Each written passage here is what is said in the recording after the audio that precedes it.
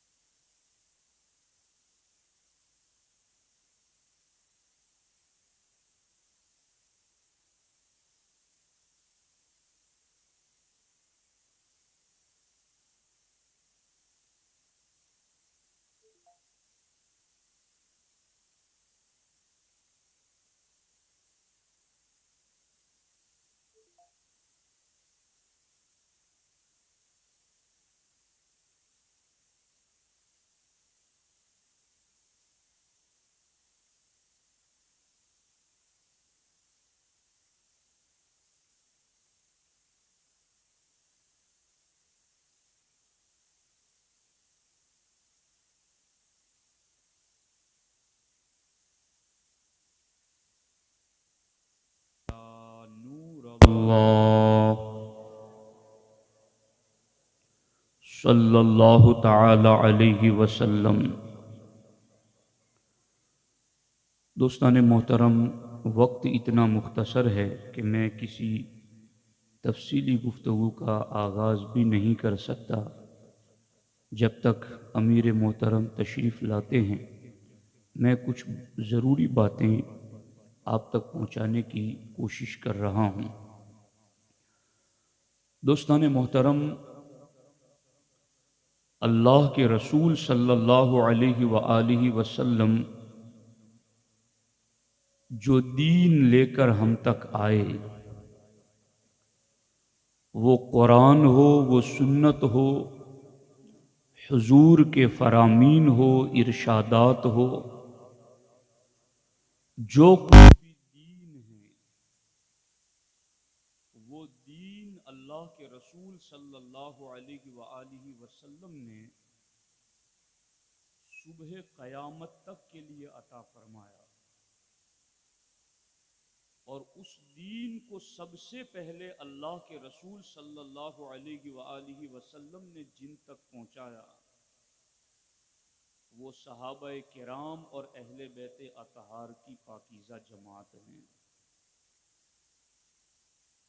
مجدد الف ثانی شیخ احمد سرہندی، جن کی یہ کتاب ہے مکتوبات امام ربانی، اس کتاب میں امام ربانی مجدد الف ثانی شیخ احمد سرہندی رضی اللہ تعالی عنہ نے کئی مقامات پر اس بات کو ذکر فرمایا ہے۔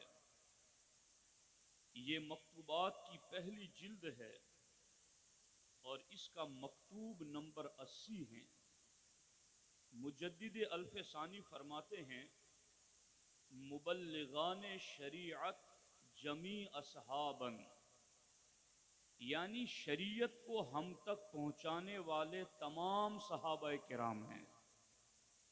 قرآن مجید کی جتنی بھی آیتیں ہیں، وہ آیتیں جب کتابی شکل میں جمع کی گئی اور قرآن دو تختیوں کے درمیان جمع ہوا، اور صدیق اکبر رضی اللہ تعالی عنہ نے حضرت عمر کے مشورے پر جب قرآن جمع کرنے کا حکم دیا تو مجدد الف ثانی رضی اللہ تعالی عنہ ارشاد فرماتے ہیں، ہم چنی قرآن از ہر واحد آیتن فما فوقہا گرفتہ جمع ساختہ ان، یعنی پورا قرآن مجید جو ایک جگہ جمع ہوا ہے وہ ایسا نہیں ہے کہ کسی ایک صحابی کو پورا قرآن یاد تھا اور بیٹھ کے لکھ لیا گیا، بلکہ تمام صحابہ کرام کے پاس، ہر ایک کے پاس سے کوئی نہ کوئی آیت ملی جو قرآن میں لکھی گئی۔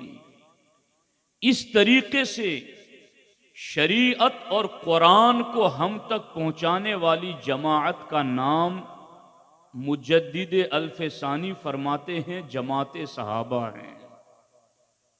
اب میں اس ٹاپک پر جگہ جگہ جہاں جہاں جاتا ہوں اس پر کیوں خطاب کرتا ہوں، اور یہ مسئلہ میں اپنی قوم کو سمجھانے کی کوشش کیوں کرتا ہوں؟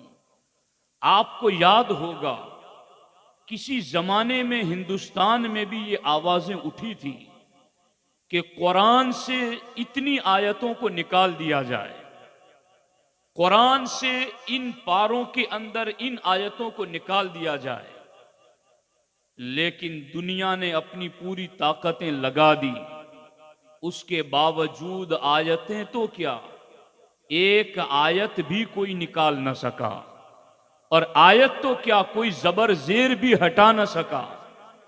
جب دنیا نے یہ دیکھ لیا کہ قرآن کی آیتوں کو نکالنے کی بات کی جائے گی تو کوئی نہیں مانے گا، قرآن کی آیتوں کو حذف اور مٹانے کی بات ہوگی تو اسے کسی صورت پر تسلیم نہیں کیا جائے گا، تو دنیا نے اپنا پینترا بدلا، اور وہ پینترا یہ بدلا کہ جن صحابہ کرام نے قرآن کو جمع کیا ہے انہی کو مشکوک ٹھہرا دیا جائے، انہی کو ڈاؤٹ فل بنا دیا جائے، انہی کی عدالت، انہی کے تقوی، انہی کی پرہیزگاری، انہی کی ثقافت اور ان کا دین میں معتبر ہونا، اسے ہی شک والا بنا دیا جائے، تاکہ جب یہ صحابہ مشکوک ہو جائیں گے تو پھر ان کا جمع کیا ہوا قرآن خود بخود مشکوک ہو جائے گا، خود بخود اس سے اعتبار اٹھ جائے گا۔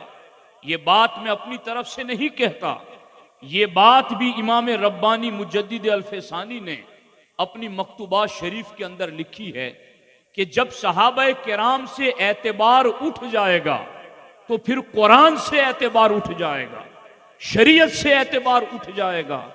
اس لیے ضرورت اس امر کی ہے کہ اگر قرآن کی حفاظت مقصود ہے، شریعت کی حفاظت مقصود ہے، تو پھر صحابہ اور اہل بیت میں سے ہر ذات کی عظمت و احترام کی حفاظت مقصود ہے۔ اب اس سلسلے کے اندر صحابہ کرام رضوان اللہ تعالی علیہم اجمعین کا معاملہ کیا ہے؟ میں قرآن مجید سے 3 آیتیں پڑھتا ہوں۔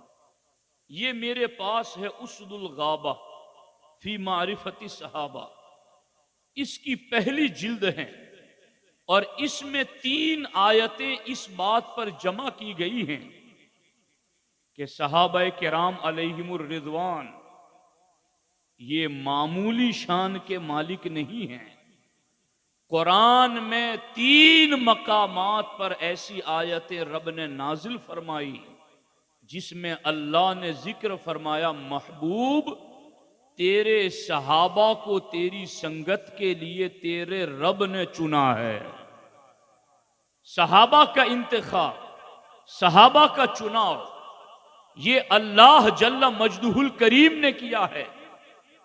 اگر ہمارے نبی بھی اپنے صحابہ کو اپنے لیے چنتے تو امتی پر فرض تھا کہ نبی کے چناؤ پر اعتراض نہ کرتا، امتی پر لازم تھا کہ نبی کے چناؤ کے اوپر کوئی شک نہ کرتا، مگر یہاں تو معاملہ اتنا آگے بڑھ گیا کہ جو رب علیم بذات صدور ہیں، جو رب جانتا ہے کہ جنہیں میں آج چن رہا ہوں ان کا کل کیسے گزرے گا، پرسوں کیسے گزرے گا، ہفتہ، مہینہ، سال، 2 سال، 10 20 سال، زندگی کی آخری سانس تک یہ کیسے رہیں گے۔ میں اور آپ اگر کسی کو چنیں تو ممکن ہے کہ چناؤ میں خطا کر جائیں، ممکن ہے کہ ہم جسے وفادار سمجھے وہ وفادار نہ ہو، مگر جسے رب ذوالجلال چن لے، جسے رب العالمین منتخب کر لے، تو پھر رب کے چناؤ میں کوئی غلطی نہیں ہوتی، رب کے چناؤ کے اندر کوئی خطا نہیں ہوتی۔ اللہ عالم الغیب والشہادہ ہے، وہ رب قرآن مجید میں ارشاد فرماتا ہے، وَجَاهِدُوا فِي اللَّهِ حَقَّ جِهَادِهِ هُوَ اجْتَبَاكُمْ۔ اے محبوب تیرے صحابہ وہ ہیں جنہیں تیرے رب نے چن لیا ہے۔ اللہ کا چناؤ، اللہ کا انتخاب، قرآن کی ایک آیت، دوسرے مقام پر اللہ جل مجدہ الکریم قرآن مجید میں ارشاد فرماتا ہے، وَسَلَامٌ عَلَىٰ عِبَادِهِ الَّذِينَ اصْطَفَىٰ، اور سلام ہو ان بندوں پر الَّذِينَ اصْطَفَىٰ جن میں سے ہر ایک رب کا چنا ہوا ہے۔ یعنی اگر لفظی معنی کروں تو یہ ہے، اجتباکم اور استفا، معنی یہ ہے محبوب تیرا ہر صحابی مصطفیٰ ہے اور تیرا ہر صحابی مجتبا ہے۔ ہر صحابی چنا ہوا، ہر صحابی منتخب، ہر صحابی رب کی بارگاہ کا سلیکٹڈ ہے۔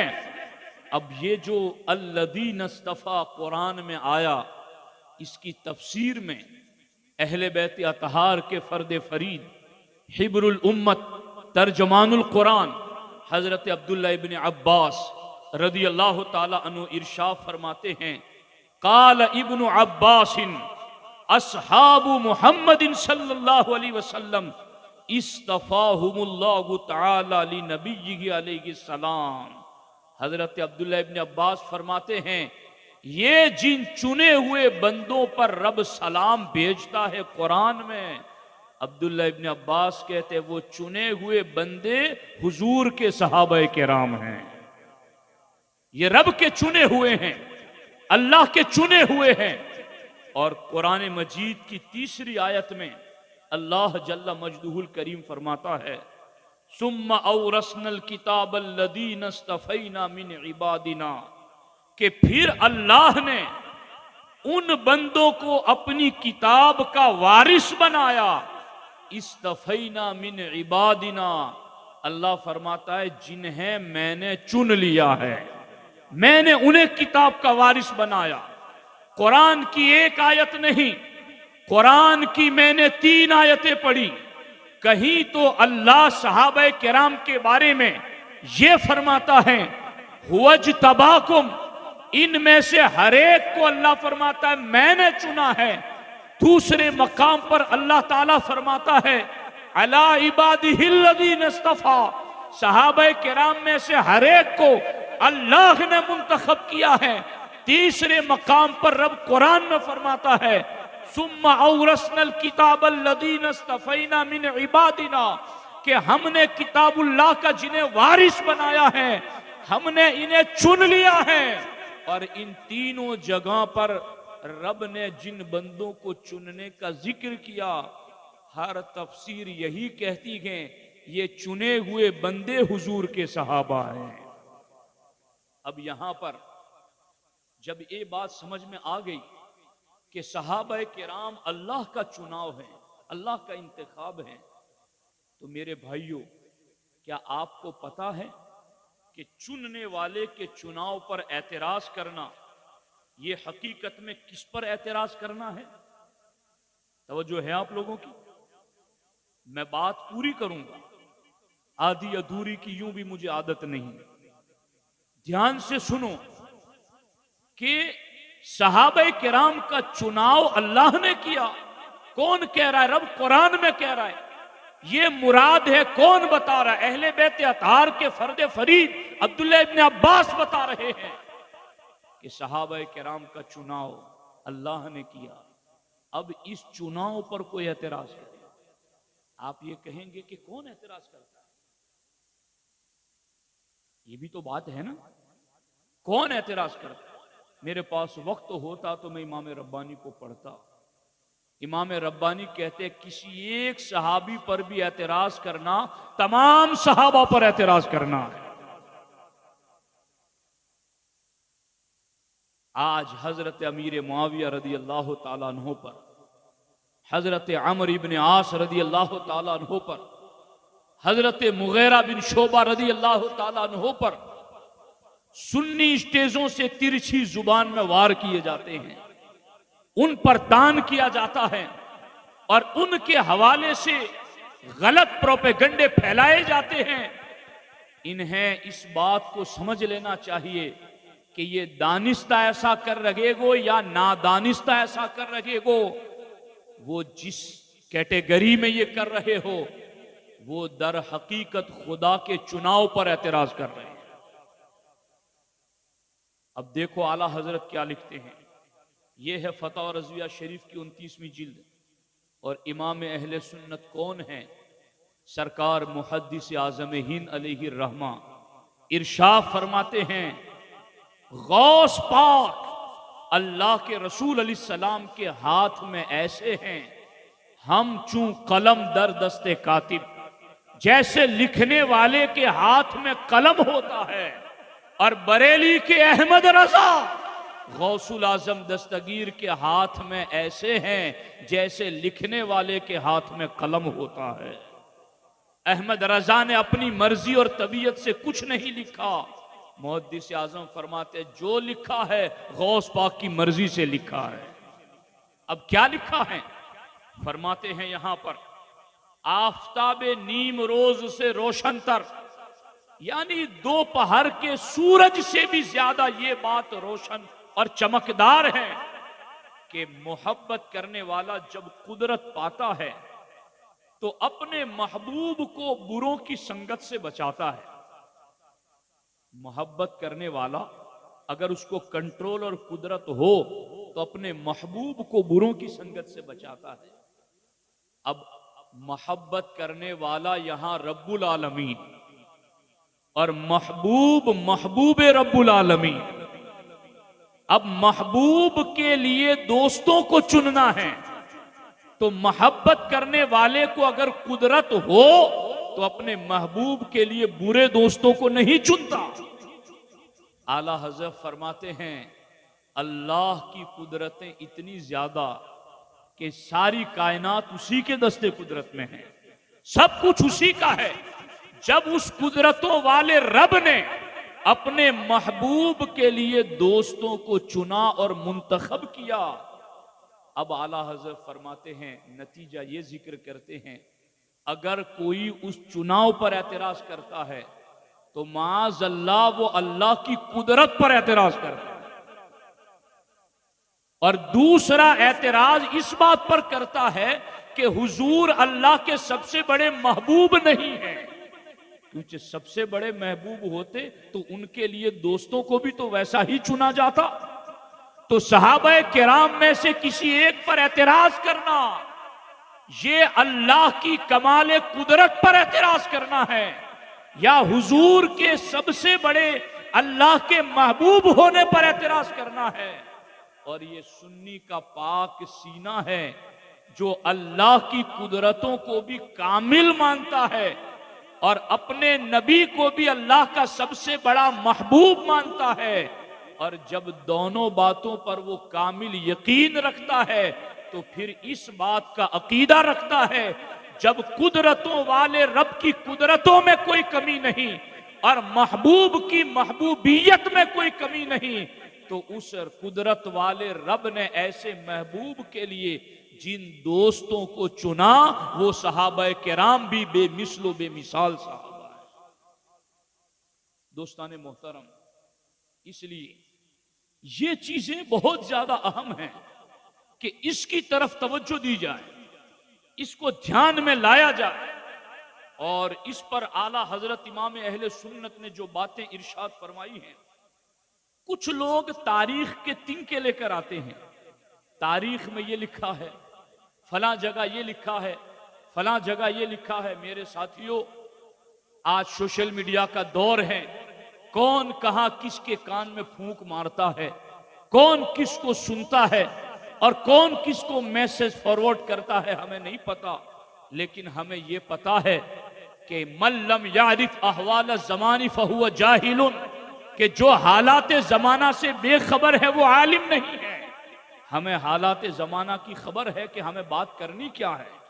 وہ بات یہ ہے کہ صحابہ کرام رضوان اللہ تعالی علیہم اجمعین کے حوالے سے اگر کوئی تاریخ کی بات لاتا ہے تو یاد رکھنا تاریخ کوئی معتبر ایتھنٹک حوالہ نہیں ہے. ہمارے لیے مضبوط حوالہ قرآن مجید ہے. تاریخ ہر دور میں جو لکھی گئی وہ اپنے دور کے دباؤ میں لکھی گئی, اور تاریخ کے لکھنے میں کوئی سند کا لحاظ نہیں رکھا گیا. جس سے سنا اس کو لکھ لیا. حدیث کی طرح کہ فلاں نے فلاں سے سنا, ایسا اہتمام تاریخ میں نہیں ہوتا. تاریخ تنکوں کا جوڑ ہے. اب ایک طرف تاریخ یہ کہتی ہے معاذ اللہ کہ فلاں صحابی ایسے تھے, ویسے تھے, ایسے تھے, ویسے تھے, اور دوسری طرف قرآن یہ کہتا ہے وَكُلًّا وَعَدَ اللَّهُ الْحُسْنَى, محبوب تیرا ہر صحابی جنتی ہے. ایک طرف تاریخ کچھ اور کہتی ہے اور دوسری طرف قرآن کہتا ہے رضی اللہ عنکم ورضوا عنہ, محبوب تیرے ہر صحابی سے اللہ بھی راضی ہو گیا اور وہ اللہ سے راضی ہو گئے. محبوب تیرا ہر صحابی وہ ہے اولئک کتب فی قلوبہم الایمان, کہ محبوب تیرے ہر صحابی کے دل پر ہم نے ایمان کی مہر لگا دی ہے.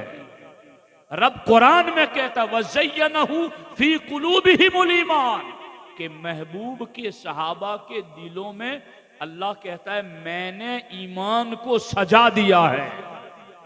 تو جب محبوب کے صحابہ کے بارے میں قرآن یہ گواہی دے رہا ہے تو ہم اہل سنت و جماعت ہے, ہم تاریخ کو دیکھ کر قرآن نہیں چھوڑیں گے، ہم قرآن کو ماننے والے ہیں، اس لیے کہ قرآن بدلا نہ جا سکا نہ بدلا جا سکے گا۔ تاریخ بدلتی ہے، بدلتی رہے گی، مگر قرآن نہ بدلا جا سکے گا۔ جب قرآن یہ کہہ رہا ہے کہ حضور کے ہر صحابی جنتی، ہر صحابی پرہیزگار، ہر صحابی عادل ہیں، تو پھر یقین رکھو ان کا جمع کیا ہوا قرآن بھی وہی قرآن ہے جو لوح محفوظ پر لکھا ہوا ہے۔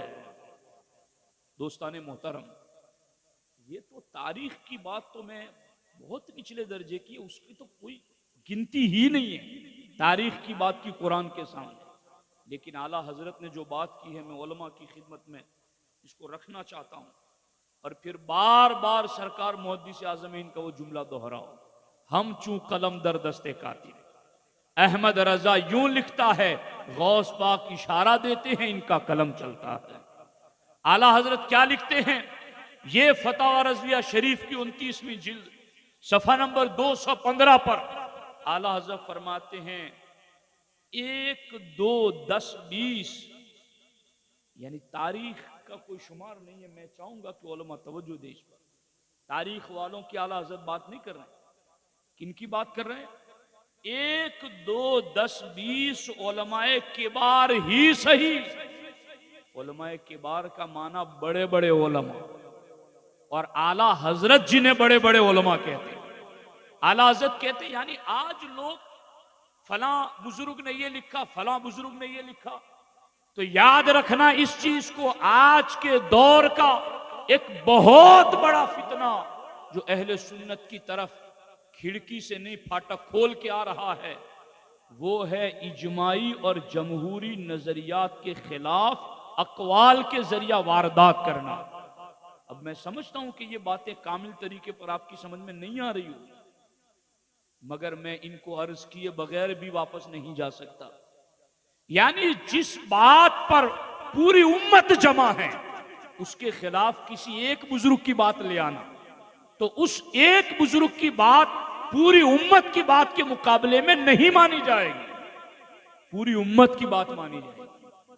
اور اسی طریقے سے امت کا بڑا طبقہ جس کو جمہور کہتے ہیں، امت کا بڑا طبقہ جس بات کو مانتا ہے، اس کے خلاف کسی 1 2 اعلیٰ حضرت کہتے ہیں 10 20 بڑے علماء کی بات بھی آ جائے تو ہم ان کی بات نہیں مانیں گے، جمہور اہل سنت کی بات مانیں گے۔ اب یہ فیس بک پہ وارداتی جتنے بیٹھے ہوئے ہیں وہ کیا کرتے ہیں؟ چونکہ عوام لا علم ہے، انہیں پتا نہیں ہے، فلاں نے یہ لکھا، فلاں نے یہ لکھا، انہیں پوچھو کہ اجماع امت کیا ہے اس بارے میں، انہیں پوچھو کہ جمہور اہل سنت کا موقف کیا ہے اس بارے میں۔ امام احمد رضا فرماتے ہیں 1 2 10 20 علماء کبار ہی صحیح اگر جمہور و سواد اعظم کے خلاف لکھیں گے، اس وقت ان کے اقوال پر نہ اعتماد جائز نہ استناد جائز، کہ اب یہ تقلید ہوگی اور وہ عقائد میں جائز نہیں ہے۔ اس سے کیا پتا چلا؟ یہ میری بات بہت دھیان سے سنو، تاریخ کا کوئی شمار نہیں ہے، یہاں 1 2 10 20 علماء کبار کی جو بات کی جا رہی ہے، یہ مورخین کی بات نہیں ہو رہی ہے، علماء کبار کی بات ہو رہی ہے۔ اعلیٰ حضرت فرماتے اگر ایسے بڑے بڑے علماء بھی جمہور کے خلاف اور سواد اعظم کے خلاف اگر ان کی کوئی بات لکھی ہوئی کتاب میں ملے گی تو اس کو دلیل نہیں بنایا جائے گا، اس پر اعتماد اور اعتبار نہیں کیا جائے گا، بلکہ اعتماد اور اعتبار سواد اعظم جمہور اہل سنت کا ہوگا۔ اور سواد اعظم جمہور اہل سنت کا موقف کیا ہے اس بارے میں؟ وہ یہی ہیں کہ حضور کا ہر صحابی عادل اور جنتی اور پرہیزگار ہے۔ اب اس سلسلے میں کچھ لوگ صحابہ کرام کے آپس کے معاملات کو لاتے ہیں اور پھر لوگوں کے ذہنوں کو پوائزن کرنے کی کوشش کرتے ہیں۔ یہ میرے سامنے ہے مشکات المصابیح، ہر دارالعلوم میں پڑھائی جاتی ہے۔ بچہ اس وقت تک عالم نہیں بنتا جب تک یہ کتاب نہ پڑھائی جاتی ہو۔ اس کتاب سے میں آپ کی بارگاہ میں ایک حدیث پاک پیش کر رہا ہوں، جس بات کا آج لوگوں کو خیال ہے کہ صحابہ کرام کے درمیان آپس میں کچھ ناراضگی ہوئی، کچھ جھگڑا ہوا تھا، تو وہ کیا ہوا تھا؟ لوگ ان باتوں میں پڑھتے ہیں اور پھر کسی ایک طرف کی طرفداری میں دوسرے صحابی پر معاذ اللہ لعن طعن کرتے ہیں۔ سنو، ہمارے نبی کو قیامت تک کا سب کچھ علم تھا، اور یہ بھی سرکار ہمیں بتا کر گئے ہیں کہ جب ایسا موقع آئے تو میری امت تمہاری حالت کیا ہونی چاہیے۔ سنو ہمارے آقا علیہ الصلوۃ والسلام کیا فرماتے ہیں۔ اللہ کے رسول صلی اللہ تعالی علیہ وسلم فرماتے ہیں، اور یہ روایت حضرت عمر ابن خطاب سے روایت ہے، فاروق اعظم امیر المومنین کیا کہتے ہیں؟ اللہ کے رسول علیہ السلام نے فرمایا، سألت ربی عن اختلاف اصحابی من بعدی۔ سرکار فرماتے ہیں، اے عمر، میرے بعد میرے صحابہ کے درمیان جو اختلاف ہوگا، میں نے اس کے بارے میں اللہ کی بارگاہ میں سوال کیا۔ حضور امیر سنی دعوت اسلامی تشریف لا رہے ہیں، آپ حضرات کھڑے ہو جائیں، عزت کا استقبال کریں۔ نعرہ تکبیر، نعرہ رسالت، نعرہ رسالت، امیر سنی دعوت اسلامی، وقار اہل سنت، وقار اہل سنت، حضور داعی کبیر، حضور داعی کبیر، عطائے حضور مفتی اعظم ہند، عطائے حضور مفتی اعظم ہند، امیر سنی دعوت اسلامی، علماء اہل سنت، سادات اہل سنت، سنی دعوت اسلامی، نعرہ تکبیر، نعرہ رسالت، مدرسہ شیخ الاسلام، نعرہ تکبیر، نعرہ رسالت۔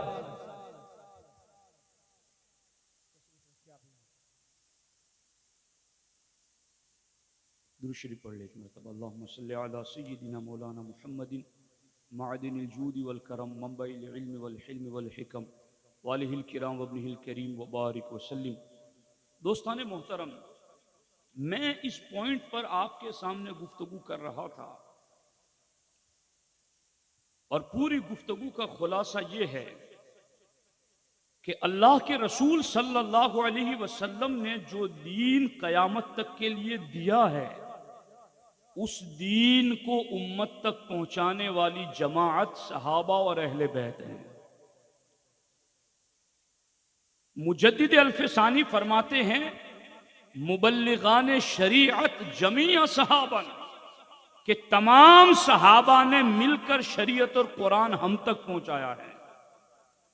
اگر کسی ایک صحابی کے بارے میں بھی ڈاؤٹ پیدا کر دیا جائے کہ یہ عادل اور پرہیزگار نہیں تھے، تو مجدد الفسانی فرماتے یہ پورے قرآن پر اعتراض کرنا ہے، پوری شریعت پر اعتراض کرنا ہے۔ اب غور کرنا یہاں پر، صحابہ کرام کے آپس کے معاملات کو چونکہ آج اتنا زیادہ عوام میں پبلک کر دیا گیا کہ لوگ پوچھتے پھرتے ہیں، اور پھر کسی ایک طرف کی حمایت میں دوسرے طرف کے صحابی کو لعن طعن اور برے لفظوں سے یاد کرتے ہیں۔ ہمارے آقا جو قیامت تک کا سارا علم رکھتے ہیں، وہ سب کچھ ہمیں بتا کر گئے ہیں کہ ایسا ہوگا تو میری امت تمہیں کرنا کیا ہے۔ حضرت عمر کہتے ہیں، حضور نے مجھے بتایا، سألت ربی عن اختلاف اصحاب من بعدی، اے عمر، میں نے اپنے بعد میرے صحابہ کے درمیان جو اختلاف ہونے والا تھا اس کے بارے میں اللہ کی بارگاہ میں سوال کیا، فأوحى الیہ، تو اللہ تعالیٰ نے مجھ پر وحی نازل کی، اور اللہ تعالیٰ نے فرمایا، یا محمد ان اصحابک عندی بمنزلۃ النجوم فی السماء، اے میرے محبوب، تیرے سارے صحابہ، ان اصحابک، محبوب تیرے تمام صحابہ، میری بارگاہ میں ویسے ہی روشن اور چمکدار ہے جیسے آسمان میں ستارے ہوتے ہیں. بعضها اقوى من بعض، ہاں ستاروں میں بعض میں نور زیادہ بعض سے ہوتا ہے. تو اسی طرح سے صحابہ میں بھی مرتبے بعض سے بعض کے بلند ہیں، مگر ہے سارے ہی روشن، ہے سارے ہی چمکدار، ہے سارے ہی نجوم ہدایت. سرکار نے فرمایا وَلِكُلٍّ نُورٌ، ہر ایک کے پاس نور ہے، ہر ایک نور پر ہے، ہر ایک ہدایت پر ہیں. سرکار نے فرمایا صحابی کالنجوم فبأیہم اقتدیتم اہتدیتم، کہ میرے سارے صحابہ ستاروں کی مانند ہیں، ان میں سے جس کی بھی پیروی کرو گے نجات پا جاؤ گے. تو دوستان محترم، وہ بات تو دنیا نے نہیں مانی کہ قرآن سے اتنی آیتوں کو نکال دو، مگر قرآن جن صحابہ نے جمع کیا اب انہی کو مشکوک ٹھہرانے کی سازش چل رہی ہے. ان کو ڈاؤٹ فل بنا دیا جائے اور پھر سیدھا اعتراض ان باتوں کو لے کر کے قرآن مجید پر آئے گا، شریعت مصطفیٰ پر آئے گا. خوش نصیب ہیں اہل سنت و جماعت جو صحابہ اہل بیت کا یکساں احترام کرتا ہے اور ان میں سے کسی کے خلاف بھی کوئی زبان درازی کو گوارا نہیں کرتا. اور میں اس پر ہماری ڈیوٹی ختم نہیں ہوتی، ہماری ڈیوٹی آگے ہیں، اور وہ عقیدہ طحاویہ میں ذکر کی گئی ہیں وَنُبْغِضُهُمْ مَنْ يُبْغِضُهُمْ، کہ جو صحابہ میں سے کسی ایک سے بغض رکھتا ہے سنی پر لازم ہے کہ سنی اس سے بغض رکھے، چونکہ یہ بغض رکھنا قرآن کی حفاظت ہے. صحابی سے نفرت، اہل بیت اطہار سے بغض رکھنے والے سے نفرت رکھنا یہ شریعت کی حفاظت کرنا ہے، اور اسی کی ہمارے بزرگان دین نے ہمیں تعلیمات عطا کی ہیں. دوستان محترم، تو یہ کچھ اہم ضروری باتیں تھی جو میں نے آپ کی خدمت میں رکھی ہیں. ان باتوں کو یاد رکھنا ہمارے لیے بے حد لازم اور ضروری ہیں تاکہ آگے ہمارے اعمال میں نکھار پیدا ہو سکے اور اعمال اللہ کی بارگاہ میں مقبول ہو سکیں. حضور دائی کبیر وقار اہل سنت ہمارے درمیان جلوہ بار ہیں. آج نوری تربیتی سینٹر سنی دعوت اسلامی شاخ جمبوسر کے زیر اہتمام مدرسہ شیخ الاسلام ہیرا اسلامیات کا اوپننگ حضور دائی کبیر کے مبارک ہاتھوں سے ہوا. اور آپ جانتے ہیں کہ ناپا تڑپد میں پچھلے 1 سال سے سنی دعوت اسلامی نے ایک ماحول پیدا کیا ہے اور بچوں کی تعلیم، تربیت، عورتوں مردوں میں اجتماعات کے حوالے سے ایک نمایاں خدمت انجام دی ہیں. اور بالخصوص یہاں کے ہمارے نوجوان ساتھی، ہمارے سادات کرام، ان سب کی بھرپور محنتیں، ان کی شفقتیں اور ان کا تعاون شامل رہا. اسی وجہ سے یہ کارواں دن بدن اہل سنت کی خدمت میں مصروف سے مصروف تر نظر آتا ہے. انشاءاللہ الرحمن اسی طریقے سے اگر آپ تعاون کرتے رہیں گے، اپنے بچوں کو مدرسے میں بھیج کر بہتر سے بہتر تعلیمات دلوائیں گے، تو انشاءاللہ الرحمن وہ دن دور نہیں کہ جو ایک ذہن میں لوگوں کے تھا کہ وانٹا میں اہل سنت رہتے ہیں، ادھر وہ لوگ رہتے ہیں، انشاءاللہ ہر علاقہ ہی اہل سنت کا علاقہ ہے. تو اس کے لیے بس ہمیں کمر کس کے خدمت کرنی ہے. ہمارے علماء مبلغین آپ کے لیے وقت دیتے ہیں اور تیار رہتے ہیں. آپ سے گزارش ہے کہ اس میں مزید اپنی ہوش مندی دکھا کر کے اس کے لیے کچھ کر گزرنے کی کوشش کریں. اللہ رب العزت کی بارگاہ میں دعا ہے کہ اللہ جل مجدہ الکریم عالمی تحریک سنی دعوت اسلامی کے اسی طرح سے فیوز و برکات سے عالم اسلام کو فیضیاب فرمائے، منور، مستفیض اور مستنیر فرمائے. اور اللہ تبارک و تعالی ان سادات اہل سنت اور ہمارے امیر محترم کا سایہ کرم اسی طرح سے ہمارے سروں پر سلامت رکھے. السلام علیکم ورحمۃ اللہ وبرکاتہ.